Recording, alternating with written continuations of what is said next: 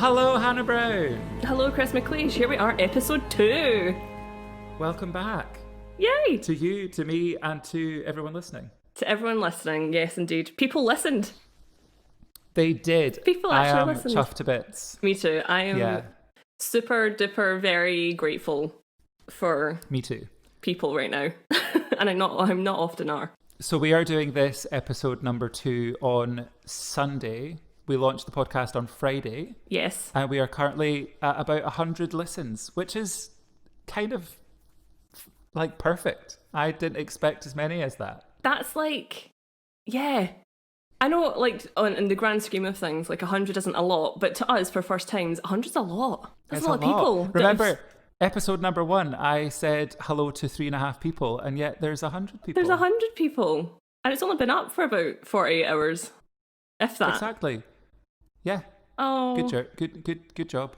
Good job. And thank you, and like a genuine thank you to all the peoples out there who did sit and take the 79 minutes or whatever long it was out of their day to sit and listen to our mad ramblings. I cannot thank you so much for all your kind messages, and it's put a smile on my face, and it's been a long time. Which is what we need.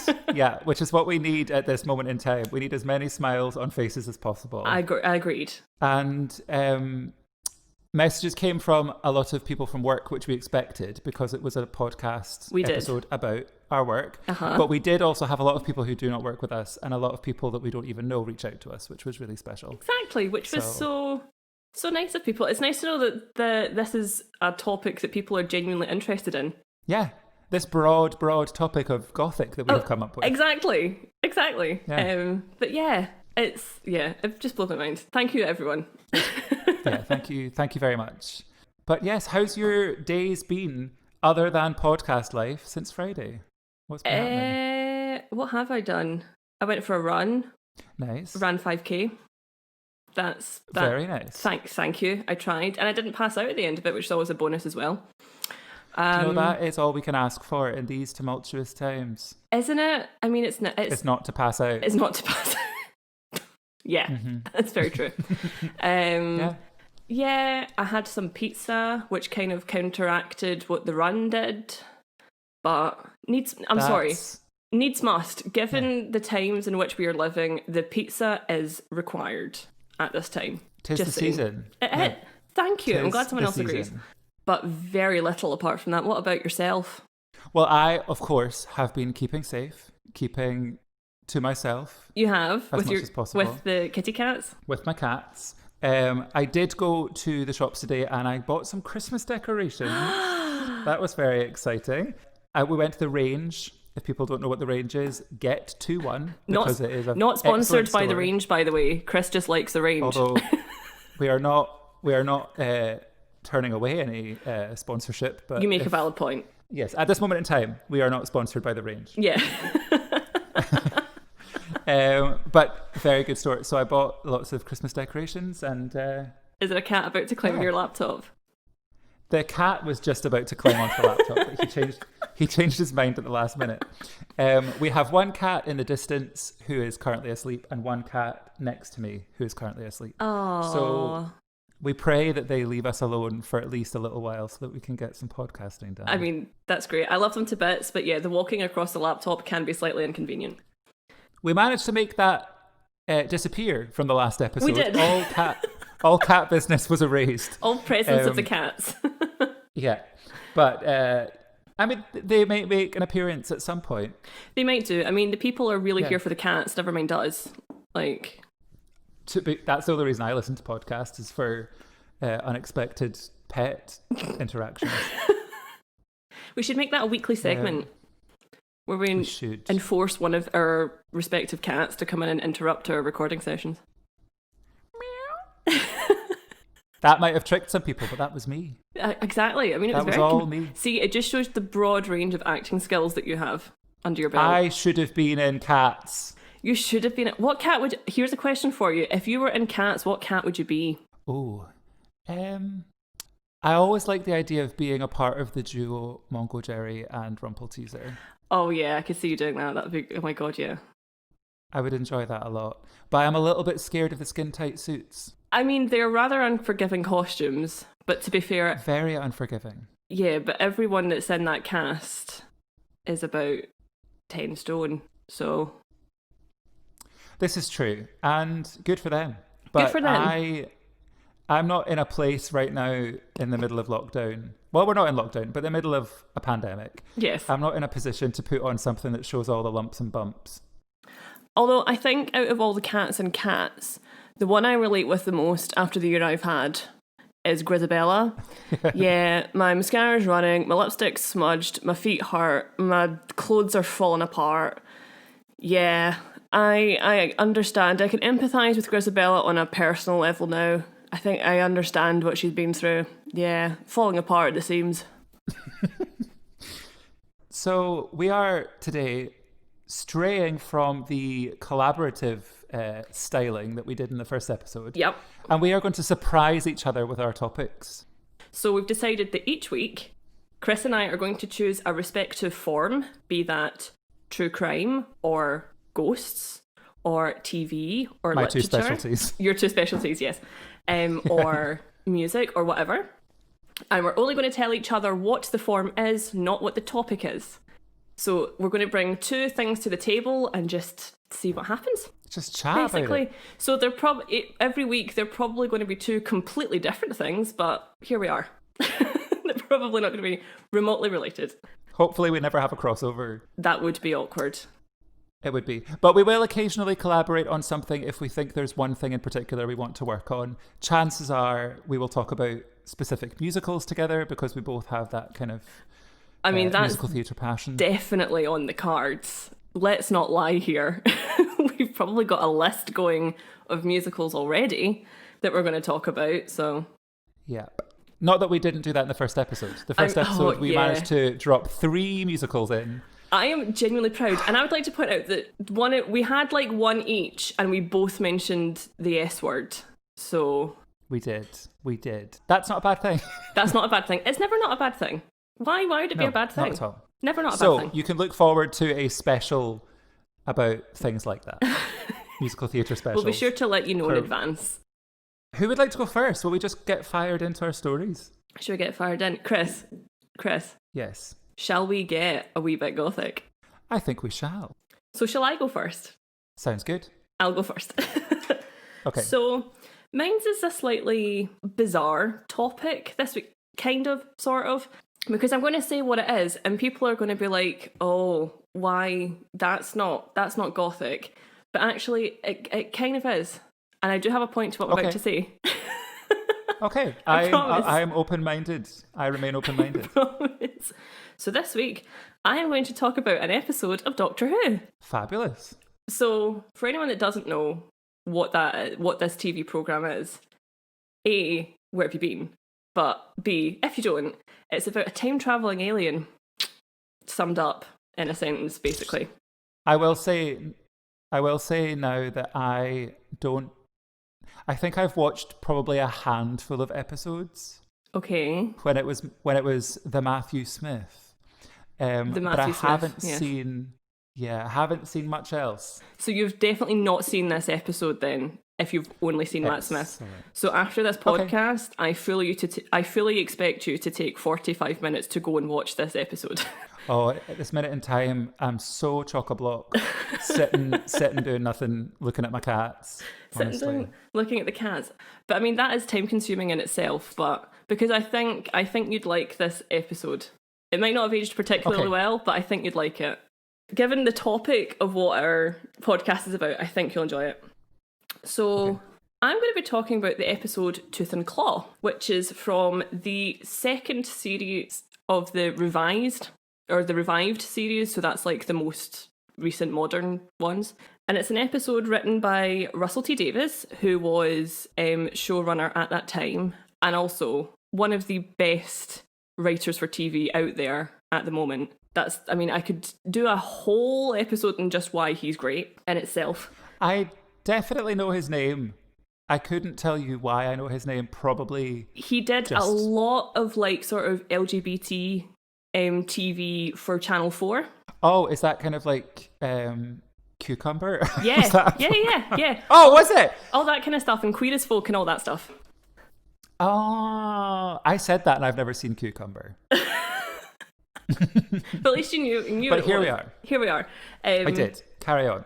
Yeah, so it's written by Russell T Davies and is directed by Eros Lynn, and it was first broadcast on the 22nd of April 2006. Oh my god, I was 10 going on 11 at that time. And here we are. Isn't that... Which month did you say?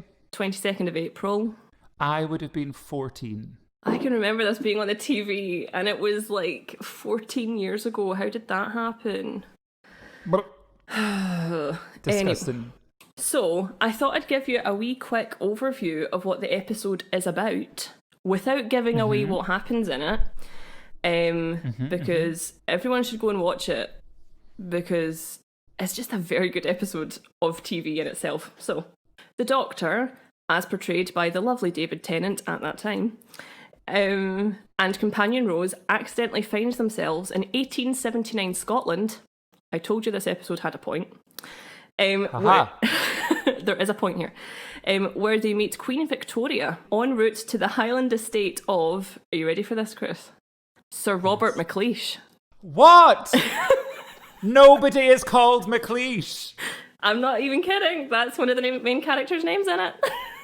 That name never crops up. How have I just found out about this? There, see, I told you have to go and watch it. It's only 45 minutes. It's hardly any time out your day, and you can hear your name said multiple times. Is this character based on a real person? Not really, no. But so I'm not in line for a massive fortune because of some fancy Victorian I'm sorry. man. It is a fictional sir, I'm afraid. But uncommon. If you say it's an uncommon surname, and Russell T Davies picked it up, there you go. He should write me into one of his shows. He should write you into one of his shows. That's the conclusion I've drawn. You've got something in common with him. Russell? Anyway, so upon arriving at the estate, they notice that there's something a little bit off about Sir Robert, and his staff are acting rather odd. And it is later discovered that the house has been infiltrated by an army of wolf-worshipping monks. Ah, yes. Because there's just loads of them knocking about in the Highlands, you know. And they have a rather gruesome plan in mind for the Queen. And in amongst all this, there's something rather untoward being kept in the cellar of the house. It's an unearthly creature with a penchant for howling at the full moon. That's the one that's one of my ancestors. It would explain a lot. Sort of spoiler. A werewolf features heavily in this episode of Doctor Who, right? And now this was like primetime Saturday night TV when I was, as I said, 10 years old. And it wasn't over because lockdown has been a time. So I recently did a rewatch of like Doctor Who because it's on all the streams. And upon watching it, I was like, oh my god, this is just a gothic horror story in amongst like a sci-fi program. Like, it's full on, ticks pretty much every box of what makes like a gothic story, because it's set in a creepy house in the middle of nowhere. It's set on the night of a full moon, and there's a supernatural monster hanging out in the basement. What more does one need? What more does one need? And the episode itself is just really well shot. I'm just going to rave about this episode for the next 5 minutes. It's really well shot. It's really cinematic. It looks cold, cold. The episode was filmed in Wales, but oh my god, it passes for the Scottish Highlands easily because it just looks freezing. And yet we are the country in the UK that decided to wear kilts for a very long time. Oh, I mean, yeah. Which is not a complaint. I am a big fan of a kilt. Yeah, kilts are good, but... Chilly Billy. Yes, very much so. Yeah, it looks really cold. And it's all this sort of like, the whole palette of the episode is kind of like dark blues and purples. So it's got this very sort of Twilight, not the book, as in like the actual time of day. like Twilight. Okay, I was going to say. No. As in like Twilight This is not time. a podcast for that kind of nonsense. It's not. I'm really sorry, 15-year-old Hannah, but we've passed that phase. And it utilizes like shadows and natural candlelight a lot in it, and it's just it's just such a good episode. And it's like there's like a general sense of, and bearing in mind that this is like a kids or like a family TV show, and yet it is genuinely quite scary. Okay, the CGI werewolf has not aged particularly well. It's still, there's like some proper jump scares, and it's actually got a very high body count if we're looking at it in terms of that. I will always look at a program in terms of that. That's what determines whether or not I'm going to waste my time on a program. You should definitely waste your time on this one, because there is quite a high body count in it for like a family TV show. And let's just say, when the werewolf catches its prey, you know it's caught its prey. They spare no expense when it comes to what happens in terms of implying what happens to its victims. So like, thinking back in it, I can understand why I was traumatized as a child when I watched this episode for the first time. And this is a good one, because in it, the fictionalized character meets Queen Victoria. They actually utilize some facts about Queen Victoria in it. Not really mythical, kind of myth-like facts. They are facts, but so did you know? So you know the Koh-i-Noor diamond? Do you know of this diamond? No. Okay. It's a really famous diamond that came into Queen Victoria's possession, and it plays a part in the plot line of this episode. And in it, it's mentioned that Prince Albert continually had the diamonds cut down, and that is in fact true. He did continually cut down the diamond, and actually the diamond itself is incredibly flawed.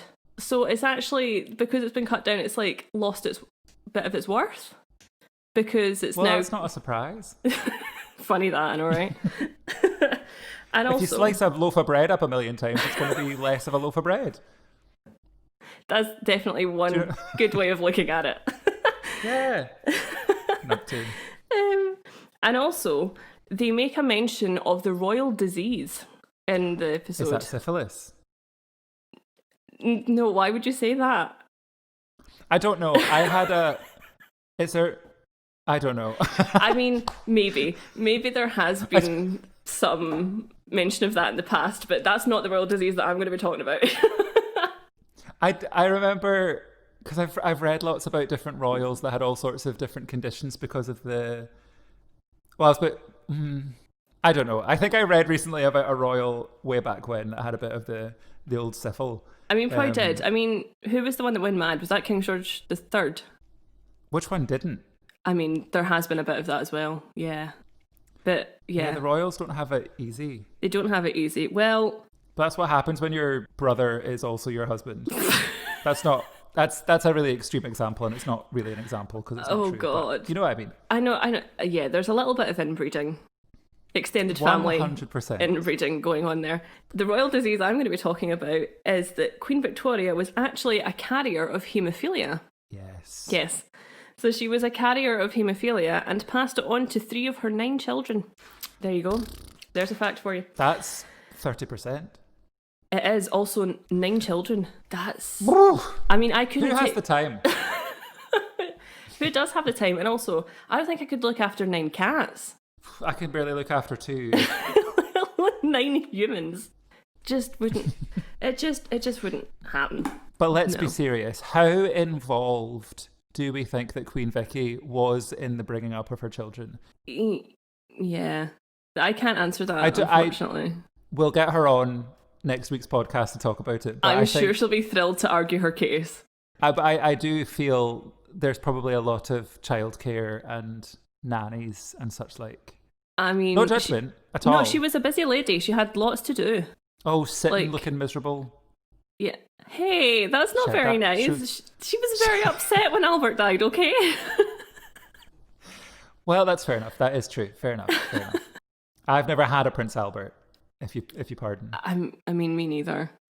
That's the episode, and people are probably like, I still don't understand what this has got to do with Gothic horror.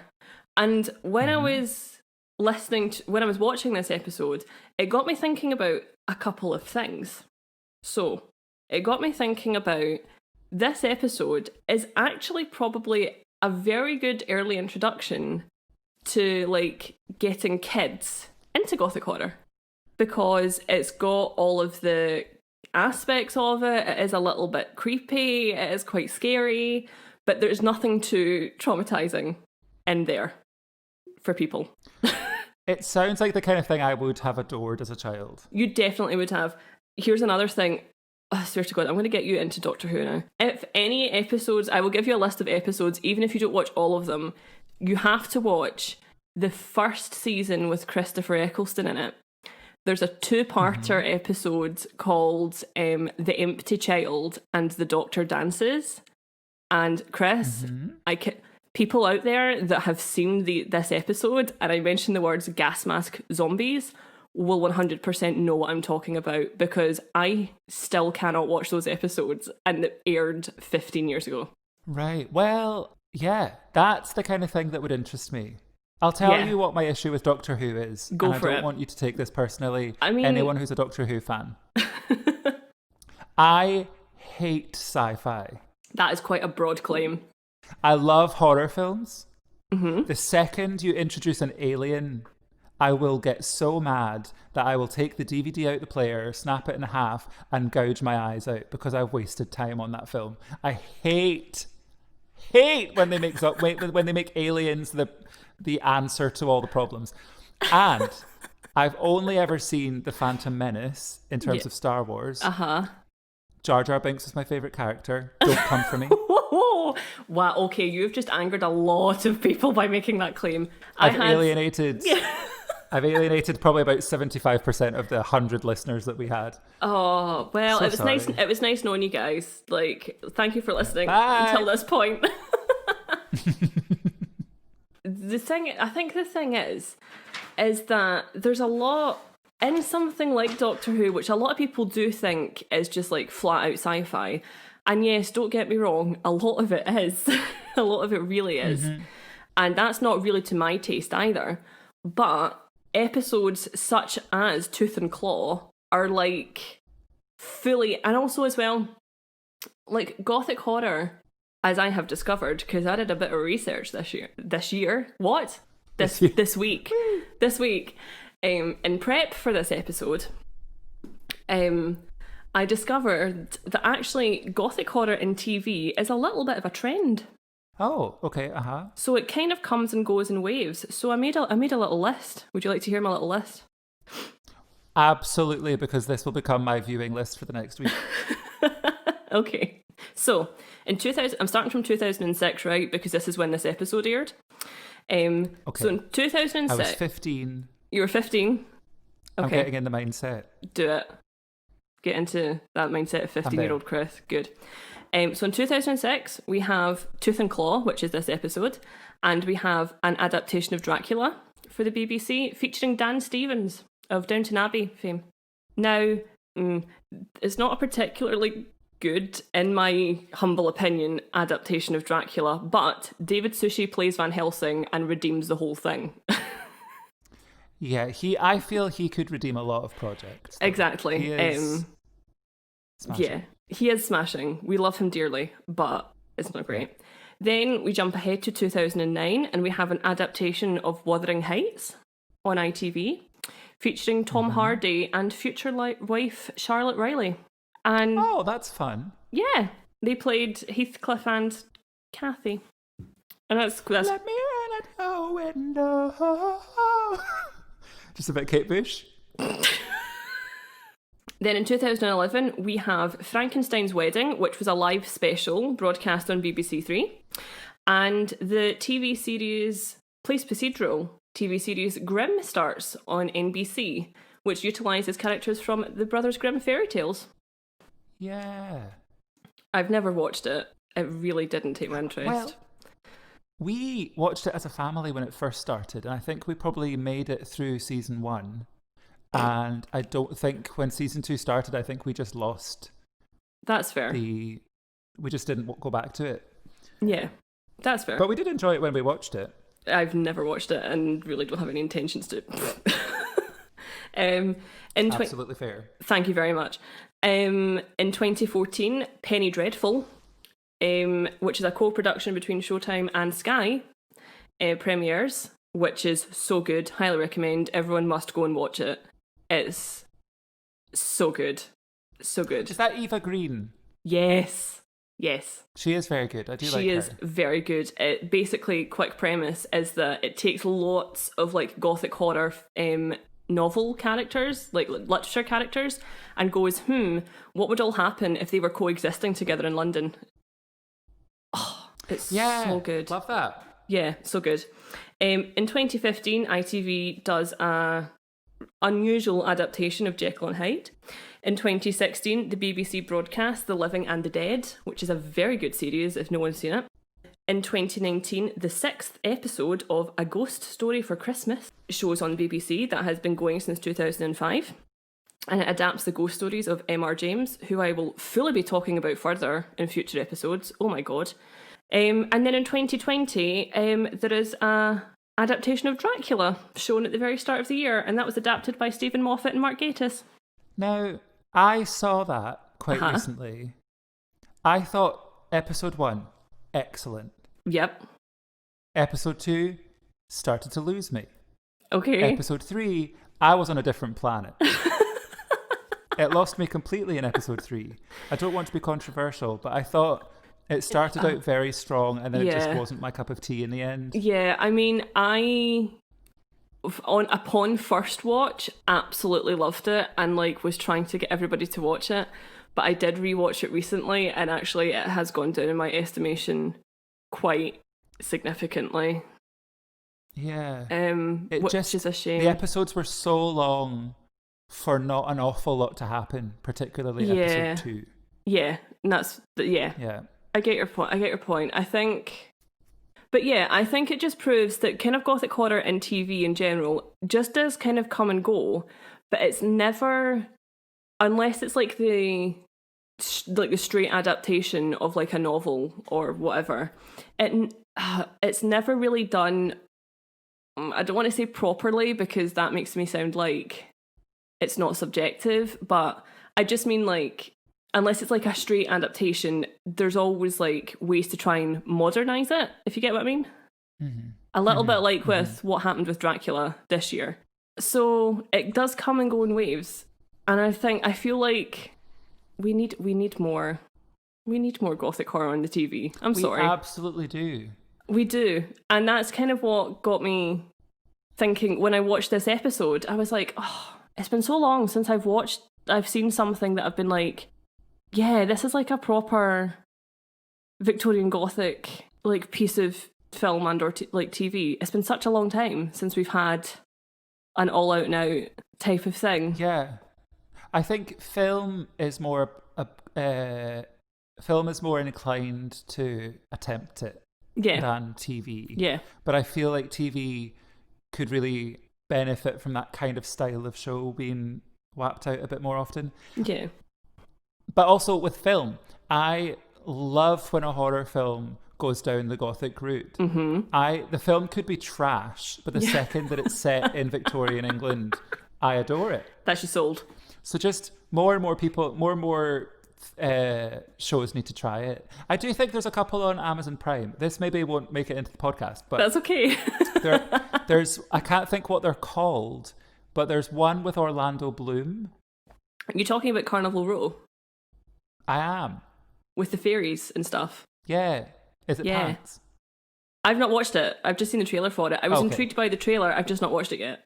Okay. Yeah. Well, I do think there are some platforms giving it a go, but not necessarily enough platforms. Yeah, exactly. Which is why when it was like, the genre always seems to kind of like be drip fed through different types of programs, such as a random episode of Doctor Who plonked at the start of a series, and it's a full blown like Gothic story in the middle of a sci-fi series.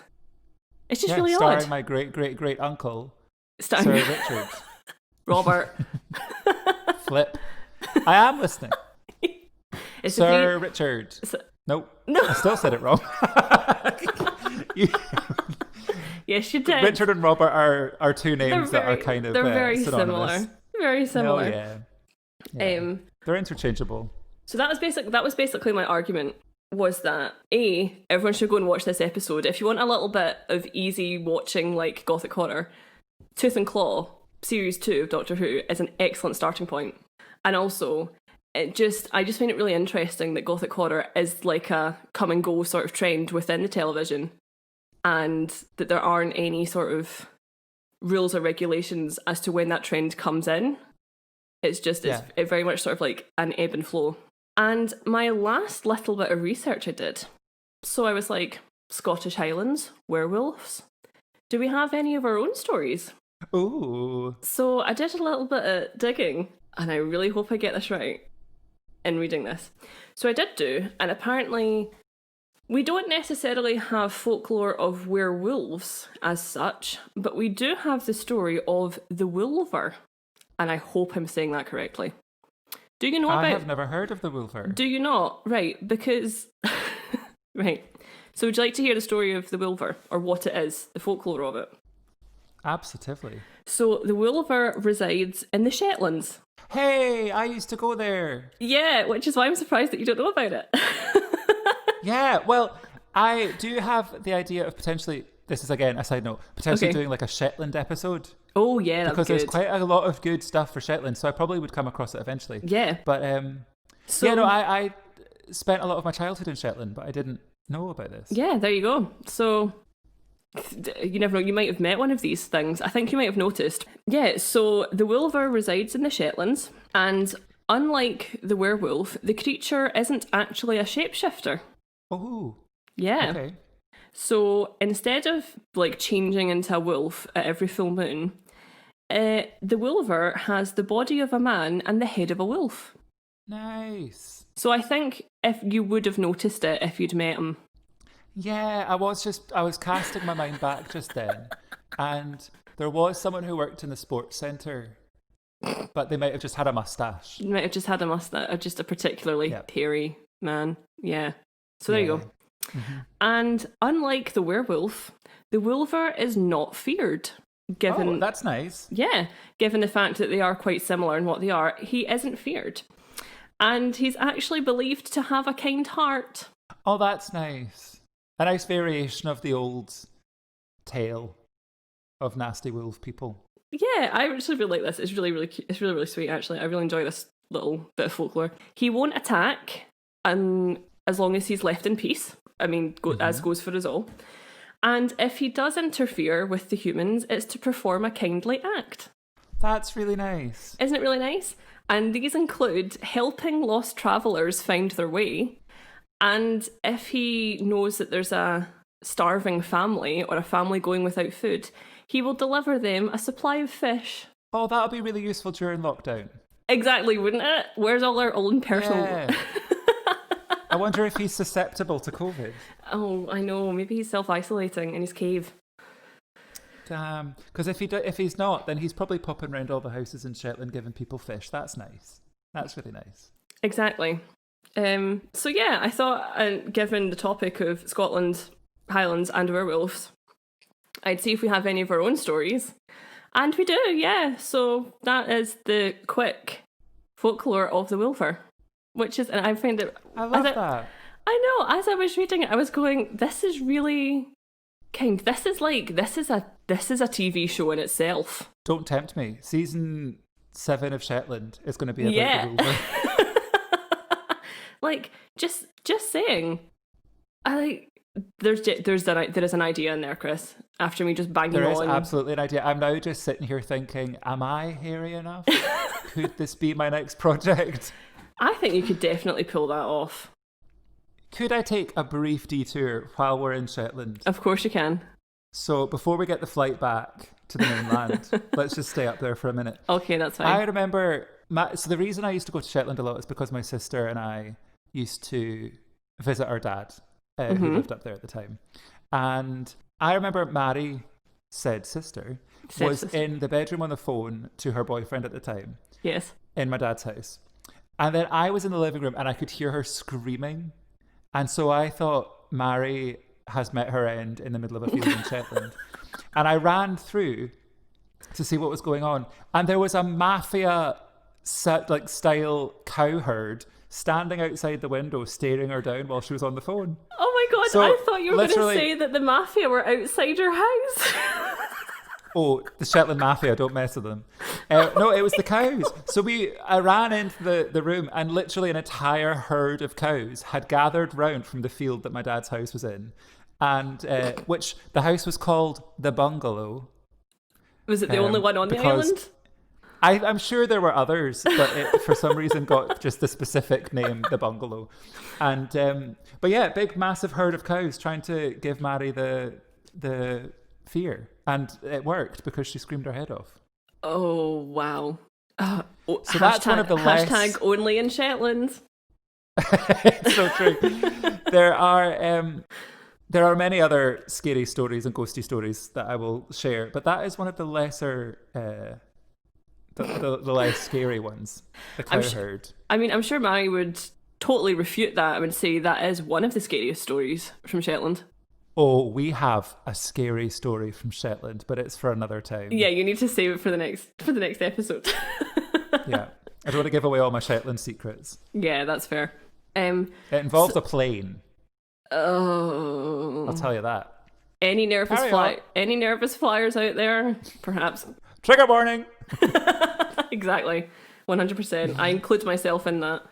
Yeah.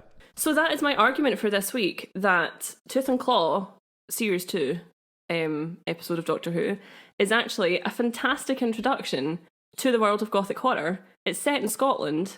It half utilises Scottish folklore, kind of, sort of. Except our wolf is nice. Unlike... Of course he is. Of course he is. Unlike the angry werewolf. Scottish people are known for being nice. We are. Thank you. Well, 98% of them are nice. Yeah, that's a pretty decent percentage. Isn't that a good estimation? Yeah. Yeah, and that Gothic horror is indeed a trend that comes and goes on our television screens. There you go. I would like more of it. You'd like more of it? I would too. I think. Maybe we should... I will 100% go and watch this episode, though. You should watch the episode. Right up my alley. It is up your alley, and it is very much, forgetting that the werewolf is kind of an alien. It's not explicitly said that it is, it's implied that it is. But if you just ignore all that and just pretend that everybody's human in it, it's a really good standalone Gothic horror story. Okay. Round of applause to Russell T Davies. It's really good. I highly recommend. So that's my argument for Fabulous. This week. I like it. I enjoy when a story is more an argument, just as long as the arguments aren't. Thank you. Well, I have to say, because you are an excellent storyteller, and I enjoy researching and arguing my point. So there we go. Perfect. So this leads us nicely into what will be story time. Exactly. So I'm going to settle in and listen up now for the next however long. Fantastic. So I'm going to take us on a journey to Glasgow in 1835. Oh, I can't imagine Glasgow being a nice time in 1835. Probably not. But this is a murder scandal that hit Glasgow back in the 19th century. Oh. And it's the story of Madeleine Hamilton Smith. Chris, right. Oh my God. Talk to me. I was talking about this today with my mum, and I have an anecdote for you at the end of this story about this case. Really? I'm not even kidding. I can't believe you said this. I actually need 2 minutes. I need to text her and tell her that this is what you're doing. That's bananas. B-A-N-A-N. I know I said I'd sit down and shut up, but I can't believe you're doing the Madeleine Smith murder. I bet you I tell it all wrong now. Continue with your story, and I can tell you my tiny, teeny, teeny little anecdote at the end of it. Okay, I'm excited. Okay, so the story of Madeleine Hamilton Smith. This was one of the greatest murder scandals of the 19th century in Glasgow. Mm-hmm. And this actually forms a quarter of a little mini-series that I am thinking about doing within this podcast. Oh. I discovered something very interesting it might not be interesting to everyone, but all I will say at this moment in time is that I will cover this murder, and then there is a series of murders. I'm going to talk about 4 over the course of time that all link together in some very interesting way. I'm very excited at this. Tune in another kind of 4 weeks' time to find out what that connection is. Anyway. So, Madeleine Hamilton Smith was born on the 29th of March, 1835, to a middle-class family in the Glasgow. Her father, James Smith, was an architect, as was her granddad. Her mother, Elizabeth Smith, her dad, David Hamilton, was a neoclassical architect. One thing I would like to say at this moment in time is, why do I not know anything more about Elizabeth Smith? The only information I could find about this woman was that her dad was an architect. Because something to think about. Yeah. It's because men were misogynists and didn't write about women. Excellent. Good. That's probably the reason. I like to imagine that she was an excellent swordsmith and could slice and dice like nobody else. That's the backstory I've come up for Elizabeth. I bet you she was. I think she probably was, yeah. It was the time for it. So, the Smith family, they had a house at number 7 Blytheswood Square in Glasgow. Don't go knocking on their door because they don't live there anymore. This was a while back. Yep. They also owned a country property in Helensburgh. Ooh. So they were pretty well-to-do. Yes. Pretty well-to-do. I know from other research that Madeleine had quite the fancy education. She went to boarding school in London, and she also travelled to other parts of Europe during her kind of teen years, all to do with education. So she had quite a decent youth. She got to see bits of the world. Although I have opinions about boarding schools, but I mean, the education was there. Okay. The love may not have been. Anyways, that's controversial. Anyways, so the 19th century was an era when Scotland moved towards modernising the city, and Glasgow and the River Clyde became a major shipbuilding centre. So there was lots of labour in shipbuilding going for people. And the lifestyle during that era was quite different from what we have now. As you're aware, Victorian times were much, much stricter. People had to uphold rules of decency. Very much so. Yes, they had a very different outlook on how particularly women should conduct themselves. They did indeed. Which is one of the reasons that Madeleine's story is particularly interesting. Okay. So, fast forward to 1855. Madeleine is now 20, and one of her neighbours introduces her to a 29-year-old whose name I am going to try and not butcher. His name was Pierre Emile Langelier, or something like that. I think that's right. I mean, I said it with a Scottish accent, but you know what I mean. Better to butcher the name in a Scottish accent rather than trying to do a French one. This is what I was thinking. I don't want to offend any Franks out there. Franks? No.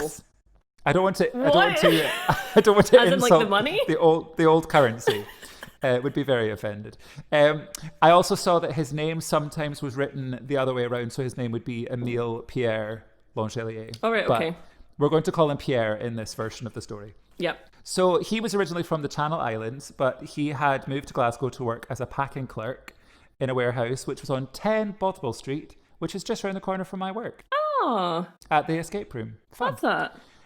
So their match was very, very unlikely because obviously Madeleine coming from a wealthy family, the expectation would be that she would pair up with somebody also of that kind of ilk. But Pierre was a working professional, and he was also 10 years older than her. So that was also quite the scandal. Okay. So she meets Pierre and they begin a love affair. But this was a secret love affair, obviously, because of all the problems with the money and with the age gap. The lovers would frequently meet at Madeleine's bedroom window at night.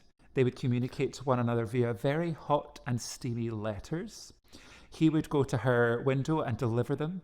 It was kind of very Romeo and Juliet, pops the letter through a window. And she would post letters back, which I think kills the romantic buzz.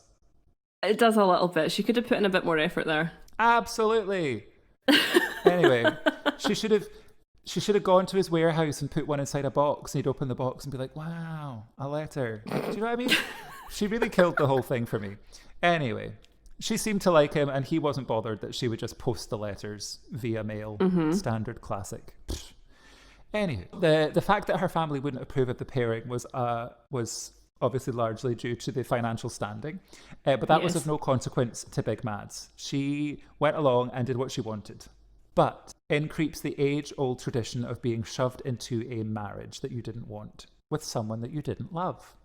Oh, in classic. 1957, in 1957, her family approved the proposal of William Harper Minich. I'm going to say his name's Minich. It may be Minich, but I think it will be Minich. Okay. Madeleine had time on her hands to court Minich by day and visit Pierre by night. Eventually, she got very, very tired of this arrangement and decided to settle for Minich and accepted his proposal and requested that Pierre sends back all of her letters. Now, I've got a little quote here, which is from one of her letters telling her she was ending their affair. You may be astonished at the sudden change, but for some time back you have noticed a coolness in my notes. My love for you has ceased, and that is why I was cool.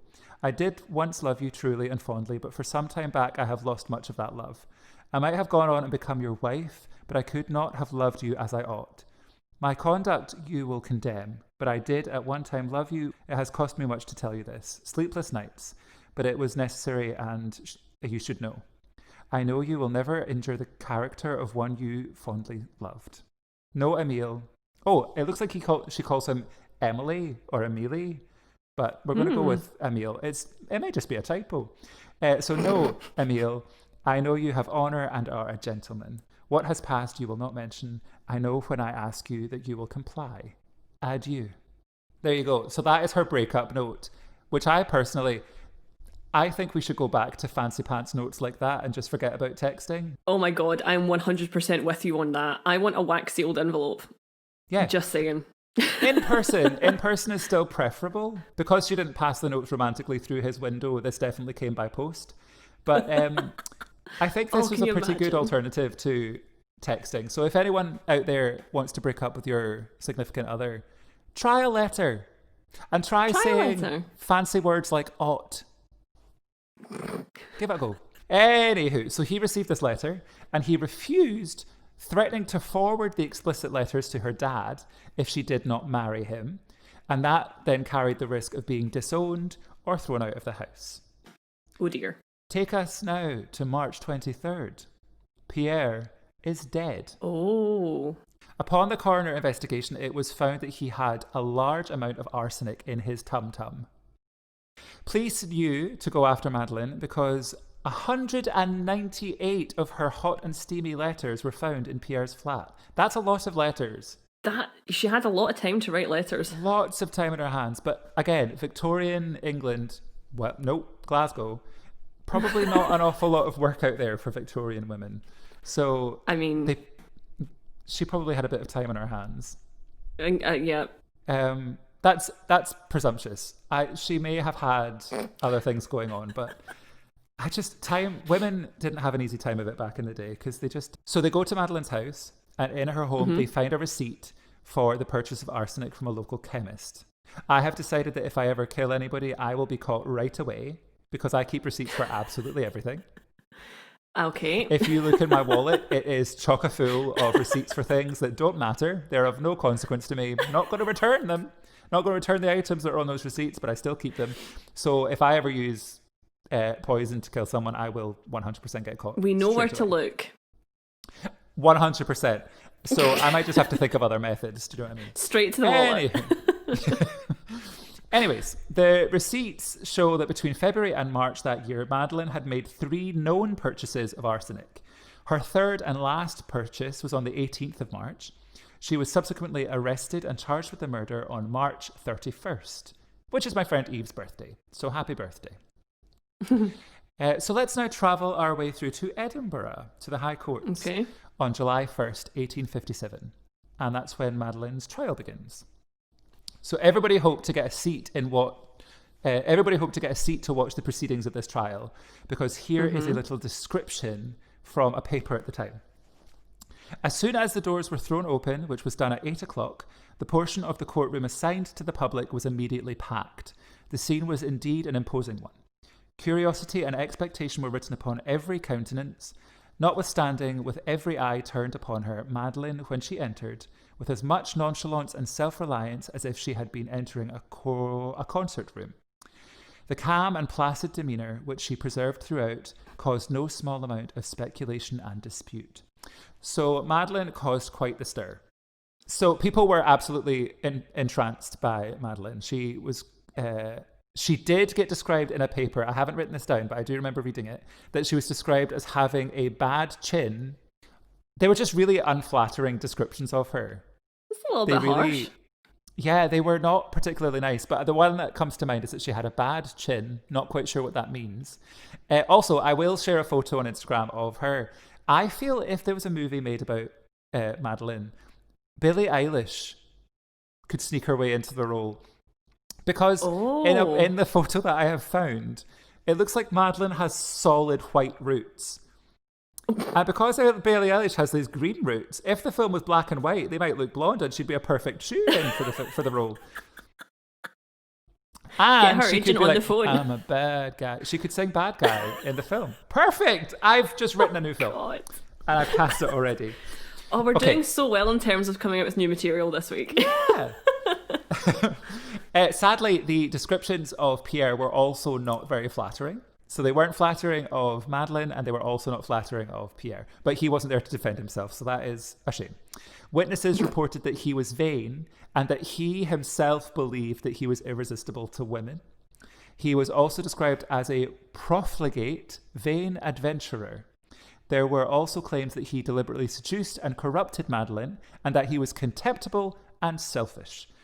Other unflattering descriptions included, this is a quote this time, he was conceited, pretentious, inflated with an idea of his own attractions, full of morbid fancies, elated, cast down in suicidal despondency, good nature when pleased, resentful of slight, and revengeful.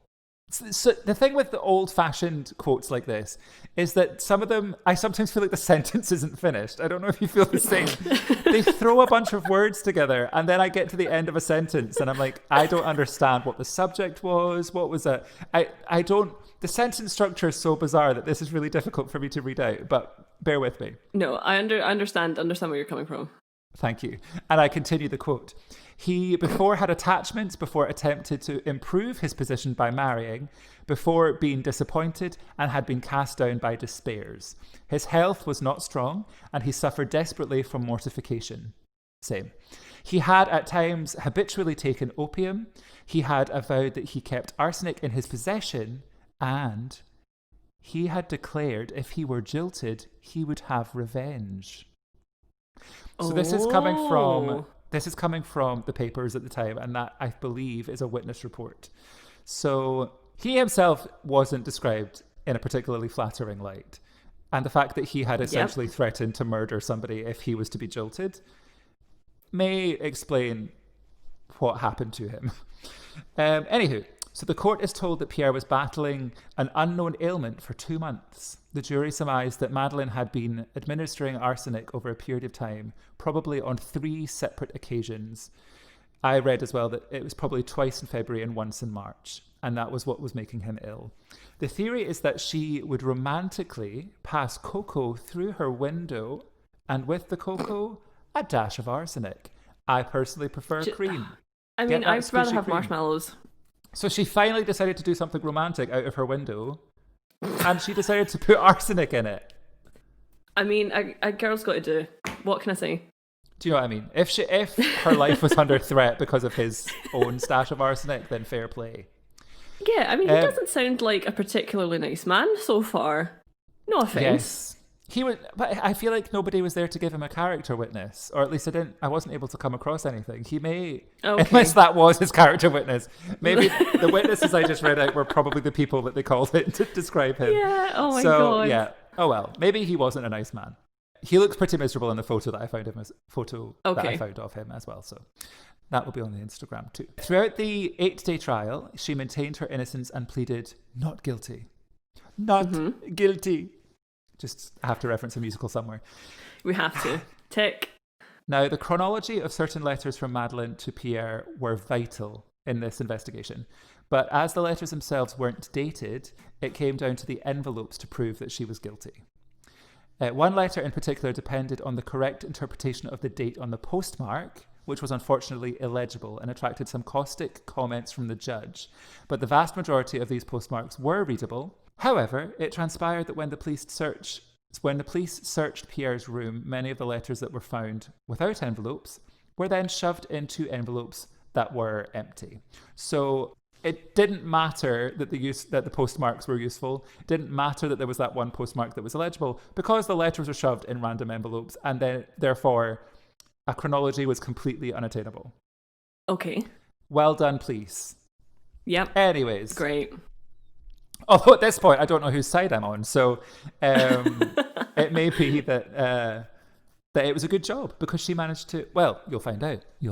Oh. Due to a lack of evidence, the prosecution could not prove that Madeleine was the murderer. The jury finally returned on a verdict of not proven. Okay. This is a unique characteristic of Scottish law. A verdict of not proven is an acquittal with the same effect as not guilty. It has been suggested, however, that the meaning of not proven is closer, essentially, to we think you did it, but the prosecution couldn't prove it. So this verdict allows nuance between proven and not guilty, allowing the jury to specify whether the evidence alone provides enough proof of the accused's guilt or innocence, although the verdict itself carries the implication of guilt. Does that make sense? Yes, it does. Sweet. Scotland, nice job. So let's talk a little bit more about the actual scandal of this case. Okay. So it was a trial that brought to light the mass of saucy letters that had secretly been passed between the lovers. And these letters formed a core part of the trial, as I say. And because of their frank expression of desire and affection, they scandalised and excited the Victorian public of the time. Newspapers flooded with detail of the explicit content of her messages. A young woman of Glasgow's genteel society had slept with a man, enjoyed it, and went ahead to describe her pleasure in detail. That is unacceptable. How dare she? Given the era that we are talking about at the minute, wow. I say, good job, Madeleine. Speak your feelings. Speak your truth. But the information was so scandalous. In some of Madeleine's letters, she talked about tender, long embraces and being fondled by you. These are quotes. She further went to state that she didn't regret what they had done, and her honesty and clear enjoyment of sex was what shocked many. I mean, that was a very taboo subject at the time, to be fair. 100%. Here is a quote. I love this. Okay. Brace yourself. I'm going to be Madeleine for a minute. Okay. My nightdress was on when you saw me. Would to God you had been in the same attire. We would be happy. And then she drew an aubergine. That's a joke. She the quote was real. The aubergine, that was just my own imagination. Oh, I really hope she did, though. I like to think that she liked to draw explicit images in the margins. Just go whole hog. Why not, man? I mean, they literally might as well be writing the Victorian equivalent of whatever. I can't think of a book off the top of my head. It's essentially the Victorian equivalent. Never mind. Bear with. It's essentially the Victorian equivalent of explicit pictures. I mean, it really is, because it was a super don't talk about it subject. Totally. So, this is a period where women were described based on what their dad did as a job. And also said that she had a bad chin. What does that mean? Who cares? What does that... It's rather unfair to judge a woman on the look of her chin. 100%. Anyway. Thank you. So, this whole scandal led to many questions about womanhood at the time, and how a young woman could have sex before marriage and be bold enough to write about how much she enjoyed it. And it was actually a crucial issue to society, which is why people became so obsessed. Mm-hmm. So Madeleine's story tantalised historians, playwrights, filmmakers, and the general public since 1957, and has been the subject of many, many reinterpretations, including a musical. Are you kidding me? I couldn't find any more information about this musical, but I will hunt until the cows come home. Not the cows that stood outside the window staring at Mary. Just any other cows, because those cows were scary. I will keep searching until I find it. I want to know more about this musical. Me too. I want to know what it sounds like, and I want to know whose perspective they're written it from. True. Was Madeline the baddie or the goodie? Yeah, who is the villain in this piece? Maybe there was like a confrontation from Les Mis moment between the ghost of Pierre and Madeline. Yes. Get this written down. I'm going to do it now. A second musical is on the horizon for Madeline. So immediately after the verdict, Madeline, accompanied by her brother, left the courtroom. They went to a witness room where she changed her clothes and dressed in a different coloured cloak, a straw bonnet, dark ribbons, and a green veil. This was because they had a pre-arranged ruse. Another woman had agreed to play Madeline's part, and according to newspapers, this is how the scene played out with everyone. Miss Smith, leaving the courtroom and being suitably dressed and veiled, was hurried into the cab which had been procured for the purpose. But so affected was she by the eager gaze of the mob that she immediately fainted, and in that condition was driven towards the jail, accompanied by a vociferating multitude. Fun. Good phrase. But in reality, Madeline and her brother left unobserved from another door and went to St. Giles Church, where a cab had been waiting for them. So that's fun. That's sneaky. Yeah. Madeline Smith eventually left Glasgow after her trial, which was fair enough, to be honest, because I wouldn't want to pop into Lidl and be recognised because I best had not to hang around. Saucy letters. Although she wouldn't have gone to Lidl because she was fancy. She would have gone to Waitrose. She's definitely a Waitrose kind of gal. 100%. Again, not sponsored. Not spawn.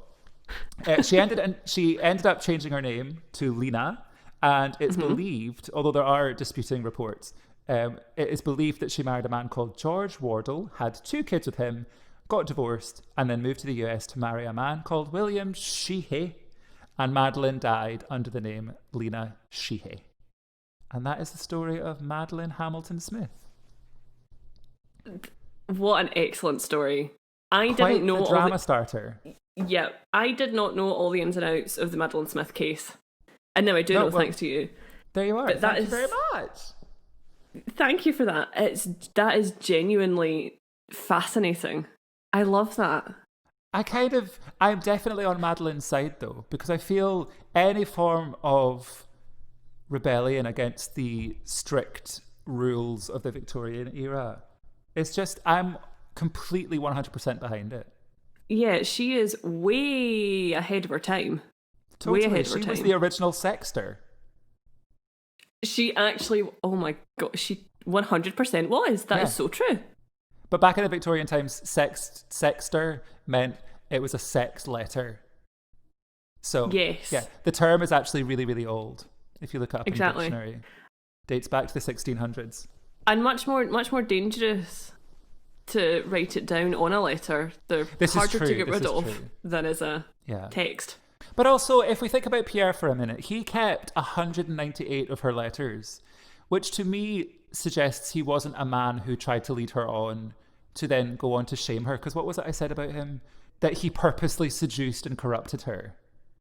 Yeah. Because he was contemptible and selfish. A man who keeps 198 letters of the woman he's having a fling with, that's not someone who doesn't actually care. I don't want to completely paint Pierre into a poor light because I feel that's a sign of a man who was in love to me. No, I would agree. I'd agree. Yeah. I'm of the understanding that he is buried in the Glasgow necropolis. He absolutely is. And I was there recently and I was going to try and find his grave because we were talking about it when we were walking around it, but I didn't know what it was. So I didn't find it. So I'll let you go back and do that now. Also, his name, let me just check this. His name on the gravestone isn't what I expect it to be. Hang on. Oh, it's unmarked. Oh. So I've just looked it up here. Hang on. The final resting place of a poisoned lover whose death was at the centre of one of Glasgow's most sensational murders. Ooh, there's lots of writing. What does it say? So his grave is near the churchyard entrance on Ingram Street. Look along the wall of the churchyard and you will see the plot number etched. Some are faint, but they are remarkably clear. It's plot number J32 and is near the path. The name Fleming can be seen midway down the stone. The churchyard is free to visit, but maintains office hours. But it appears that his name isn't actually visible. Or on it at all. Okay, so it says here, around the back of the building is the Ramshorn graveyard. This leafy cemetery provides a peaceful headspace for lunchtime office workers during the summer. Ooh, nice. Or for anyone searching for a reprieve from the hustle and bustle of the city. Many of the graves are well worn by the weather and are difficult to read. However, there's one grave that belongs to a family called Fleming. That's why it's under the Fleming grave. It would appear that it wasn't intended to be his grave, but his friend from the Fleming family gave him the spot. But the grave is marked Fleming and therefore not Pierre. Right, okay. That would make sense. So there you are. Okay. So that's that I will piece that together somehow. Because that's interesting, I think. That is very interesting. That he does. I mean, because it also proves that he was a real person. Yeah. And so if you want to pay your respects to Pierre, just pop on down. Exactly, on your lunch break. Yeah. Get away from the hustle and bustle. So I am now dying to hear your story. It's not as impressive as I made it out to be. I just couldn't believe that you were doing this after I was talking about this in the car, literally, this afternoon. Because I was saying to my mum, the Madeline Smith case would probably be a really good one to do further down the line, not knowing that you were about to do it tonight. So there you go. I'm not even joking. We were talking about it today. That's so wild. Yes. So she told me that, so my mother used to work at the Mitchell Library in Glasgow. Lovely building. Love that building. And she was told, I believe, by like her colleagues that they used to have like a seminar room. There used to be, she was told that on this shelf they had one of the arsenic bottles from the Madeline Smith case and either originals or copies of her letters. Ooh. Oh, that's cool. Yeah, and see, when she was telling me that, she's like, yeah, I believe I was told that was one of the bottles that was used as evidence. And I'm like, that's so cool. You're just sitting having your lunch and then there's like an artifact from one of the most famous... Scandalous. Yeah. Love that. I do have some photos of some bits and bobs involved in the case. So there is the packet of cocoa believed to have been used to make what she used to then administer the poison. And I also have a photo of one of the potion bottles, one of the poison bottles. Yeah, that's really cool. It's probably the same one then. It might be that this is a photo from the Mitchell Library archives. Yeah, she was told that that they do in their like special collections there, or like their rare books collections, that there was the arsenic bottle and either the originals or copies of her letters, which would be so cool to look at. Yeah, I mean, I came across a couple of photos of the letters and things. They're definitely Victorian handwriting. Yes. Which means it's literally impossible to read. Yep. But I mean, here's the thing. They might not have been having an affair. It might be that she was writing letters being like, can you please stop following me? And he just couldn't read her handwriting because Exactly. English wasn't his first language. So... He might have really struggled and thought he was onto something when actually she was like, excuse me, can you please... She was like, back off. Yeah. But I think that's one of the most fascinating things about that case is that you can't call who the villain is. Yeah, I still don't necessarily... Obviously, the death of him is very sad, and it's a shame that It's very sad, and no one deserves to die of arsenic poisoning, ever. Not at all, especially if it's administered over the period of 2 months and you're suffering for 2 months. That's great. Nasty. There was one part that I read that one of the witnesses was his landlady, and she said that she would see him from time to time and he was an awful colour and he had really bad stomach pain. And so it must have been a really horrific death. Ordeal. I've never died of arsenic poisoning, so I couldn't tell you. But if ever I do, I'll let you know. You can give us a report. I will. That will be podcast number 100. The big special. 100. Yeah. I better not tempt fate, because if somebody comes after me... Do not do that. Oh, God. I've just told someone how to perfectly take me out. You just did. Dang it. And unlike you, they won't keep receipts. It'll make it look like I did it myself. My arsenic receipts are going to be found. No. Oh, God. And also, I think in terms of like the court system, not proven is that itself is quite an interesting call to make. Yeah. Because like you said, they are technically saying, oh, we think you're guilty, but we don't have enough evidence to say that is what it is. Well, it carries the issue then when you leave court, you don't get full control back probably of your life, because people will still look at you and think that you have done it. It's just that you weren't caught. Yeah. Or that you weren't done for it. So it carries that issue. There's no wonder that she then had to leave to London, because she'd be walking down the street and people would be looking at her thinking that she is a murderer, because she's not actually been cleared of the charges. So yeah, it's quite a problematic sentence. Yeah, very interesting. Who would have thought that Glasgow was the centre of one of the biggest court scandals of that century? I know.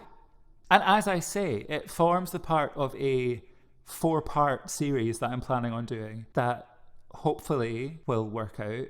I'm going to have to do some research before I edit this episode together to make sure that it's a worthwhile venture. I'm very excited about this. I mean, I'm sure we all are, but I'm very excited to hear this. Yeah, it's hopefully going to be fun. I currently have a cat in the most inconvenient position ever. I'm going to show you. Nobody else will be able to see this. So look at this. I've got my legs splayed so that he can mold himself to the shape of my inner thighs. Oh, wow. He's very affectionate, but this is too much. Hello. I mean, that is crossing some boundaries there, is it not? We're close. You're close. Oh, my little baby. Anyway, so that is well done. We've managed to do another episode. I think we're off to a good start. We're off to a good start too. Like, very different, but I suppose that's kind of what we're trying to do with this podcast, is that's two polar opposite ends of what we're about, but are still covered under our umbrella term of Gothic.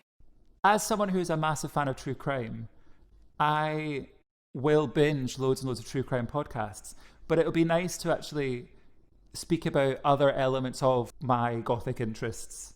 It will hopefully draw a slightly wider audience. People might not be massive true crime fans, but they love a ghost story. And exactly. So but then they might discover that they actually really enjoy listening to true crime because they've come here for a ghost story, but they've experienced a murder. We're hoping that it appeals to as many people as possible, and that people who do stick with us really enjoy it. Exactly. So that's kind of why we're taking the kind of bringing two things to the table kind of approach. So that we are covering like a broad range of topics each week. And also because we don't know what the other's going to be talking about, the other might discover like something new to get themselves into. Yeah, I'm 100% going to watch the episode that is essentially biographical to my family name. And I want to know all about Uncle Robert. I had forgotten that character used, the surname is spelled M-A-C as opposed to M-C, but Sacrilege. It's still, I know, right? It is still technically the same surname, and it is quite a rare surname, so there you go. Out of all the Scottish surnames he could have used, he picked yours.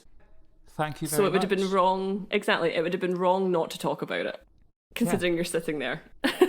Yeah, thank you very much. So the last thing to say really is thank you again for supporting us so far.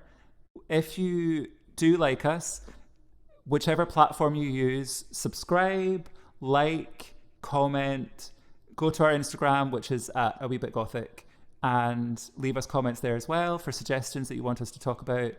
And yeah, spread the word, because we do really want to reach as many people as possible and hopefully make this a solid little thing that we do on a regular basis. I think so. I think we're both starting to get into sort of the swing of it now, and I think we really enjoy planning out the episodes and putting them together. So we're hoping that this will take this further, shall we say?